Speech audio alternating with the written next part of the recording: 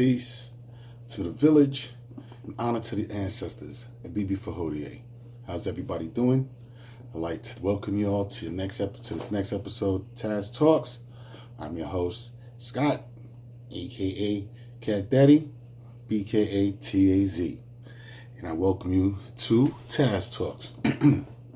Now today's episode is a little crazy one. It's melanated people's abusive relationship with social media. Now, when I say melanated people, I'm not necessarily talking about the website, the social media site melanated people. I'm talking about everybody that's got melanin on the face of the earth that gets on social media. That's what I'm talking about. And I just wanted to talk about, my observations and my experiences with social media, and how it could be somewhat equal to an abusive relationship per se. Not saying that we physically getting abused with smacks and stuff, but if you've been on Facebook, you've been in different sites, you've gotten some posts flagged, some jail time for whatever it may be that not necessarily deemed crazy by you, but definitely by the powers that be. They felt it was offensive. So let's get right into it. So I just wanted to deal with a little bit of the pros and cons, you know what I mean? So first pro, I would like to say, you get to reconnect with family and friends. There's family that you don't necessarily live next to, around the corner, down the block, maybe even 2 or 3 hours away. So it's good to be able to see progress, those cousins growing. You can watch a whole individual grow up and grow old on Facebook or social media itself.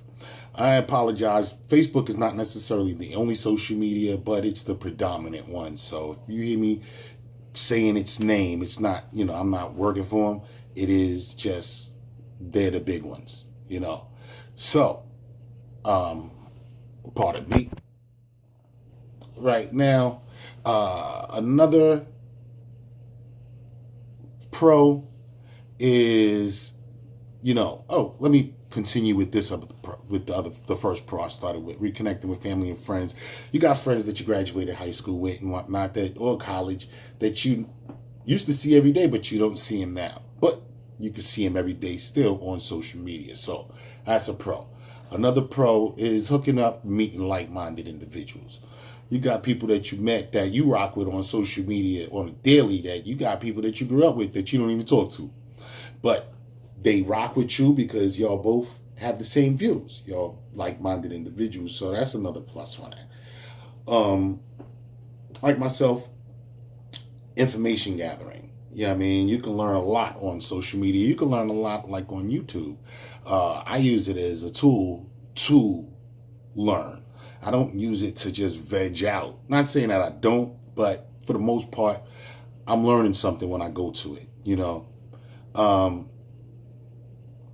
The next thing I would say is, you can just have fun on social media. You could play games like I used to play Yoville and, adapt a whole nother persona and, have a good time on that joint. It's fun.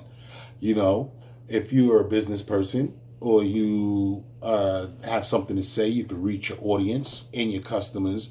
You could touch a lot more people, broader, vast audience with just a post and some shares. So that's cool also. You can learn about different people's ways of life. Like prior to social media, all you had known about Africa was what you was either told or via media or people that you knew that visited or came from there. Now you can actually see what's going on, Google Maps and stuff like that. And you can see what's going on in different parts of the world in real time. And you're also able to broaden your topics of interest. You can find out a lot more information and, get more sources of information via the internet and whatnot. Now, some of the cons you got a lot of misinformation out there. A lot of people post some stuff that don't be true, but people pick it up and run with it because it's on the internet, so I guess it got to be true. So you got to be able to discern what's right and what's wrong. You got to be able to you got to be able to do the homework, to do your own homework to see if it is correct. Then you got your cyberbullying. You got individuals that hide behind that screen and want to say this, that, and the third. And excuse me, want to say this, that, and the third. And they don't have. They punks. They straight punks. Those also individuals that like to post hate. And posting hate. And there's been times where individuals posted hate on social media that was accepted, and then the response and the clapback was the one that got reprimanded. Like some teacher, they only see the hit back. They don't see this initial piece that, brought forth that. So you got hackers, you got individuals out there that's fishing for your password, sends you a piece that, hey, you won this, you won that. And then it's like, oh, when you click on it, oh, wait, I logged out. I got to log back in. Yeah, they fishing. Then you got those that's obsessed. You got those people in your friends list that's obsessed that you had to block. And then you got those individuals that you be seeing that just be chasing follows, that do anything for the likes, anything for the thumbs up. You know what I mean?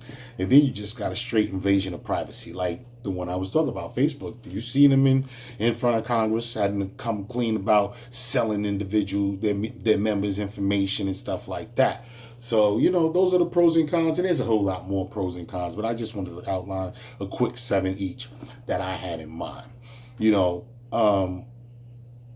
got some individuals that will get blocked by you or others, or even by the platform itself, and they're so caught up in the social media virtual world that they'll make more than one platform for whatever reasons. You know what I mean? But you got some that make those platforms just so they can continue to harass an individual or just do what they want to do online, thinking it's the Wild Wild West.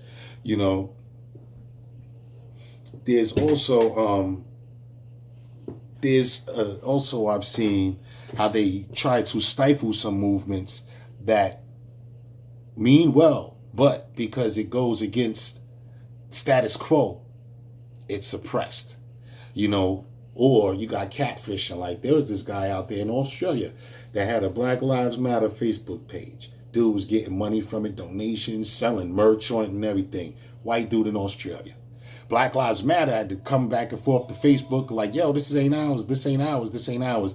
And they let it rock for years. So, you got to be careful out there. You got to take your time and do your thing that's make it much more constructive while you online.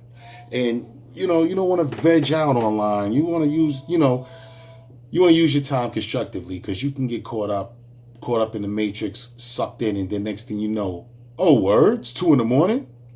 So, you don't want to experience that. You want to take your time, use it constructively.